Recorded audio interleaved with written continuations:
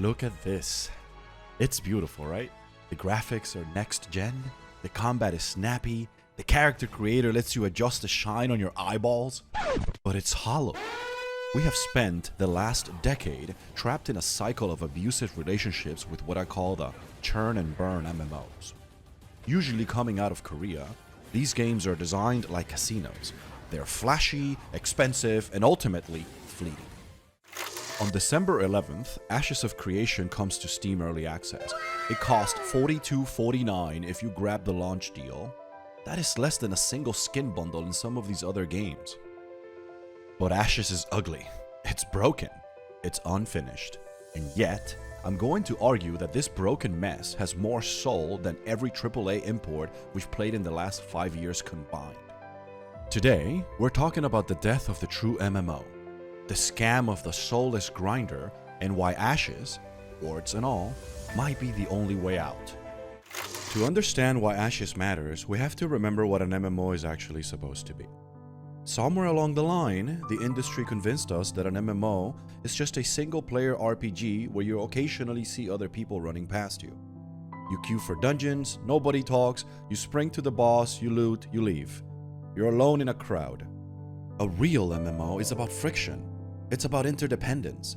Ashes is built on the idea that you cannot do it alone. You need a gatherer, you need a processor, you need a fighter to protect your caravan.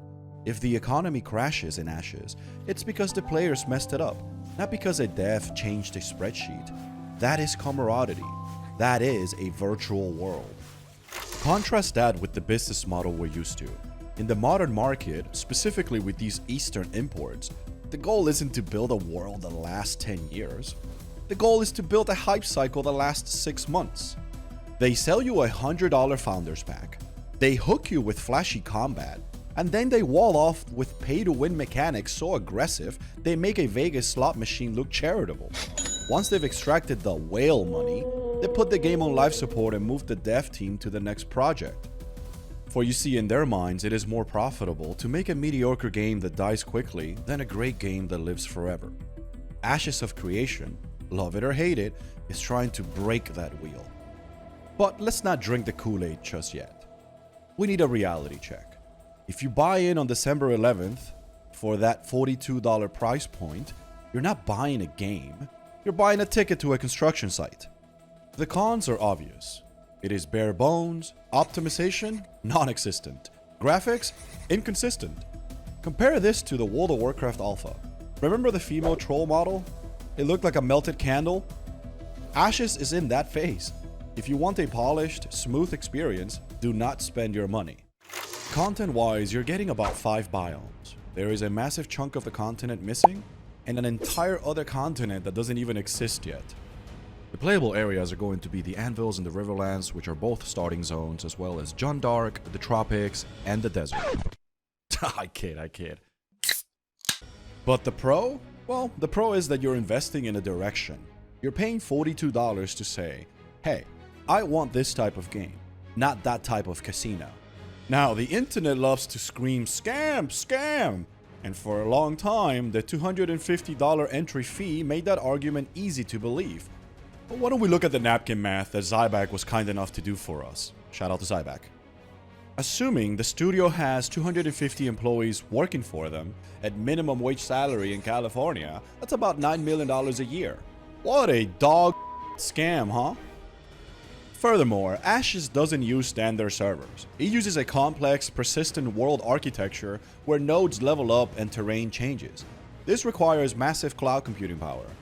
Estimates suggests that hosting a single active player in this unoptimized alpha environment costs the studio significantly more than a standard MMO. If they open this for free right now, the server cost alone will bankrupt the studio in a few weeks. The price tag isn't just greed, it's a gate. It ensures that the people getting in are actually there to test, and their entry fee essentially subsidizes the servers they are standing on. So, is it a scam?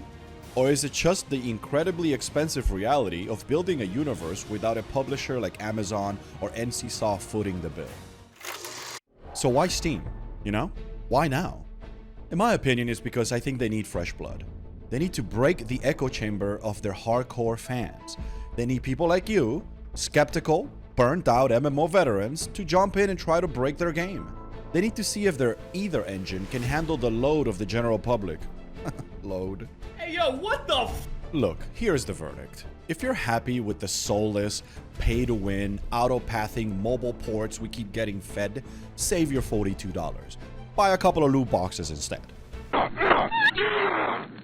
if you remember what it felt like to actually live in a virtual world, to rely on your neighbors, to build a reputation, to get lost in a forest that was actually dangerous, then December 11th might be important. It's buggy, it's incomplete, but it has a soul. And in 2025, that is the rarest loot drop of all.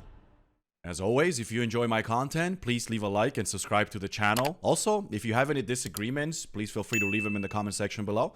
And I will see you in the world of Vera. Take care.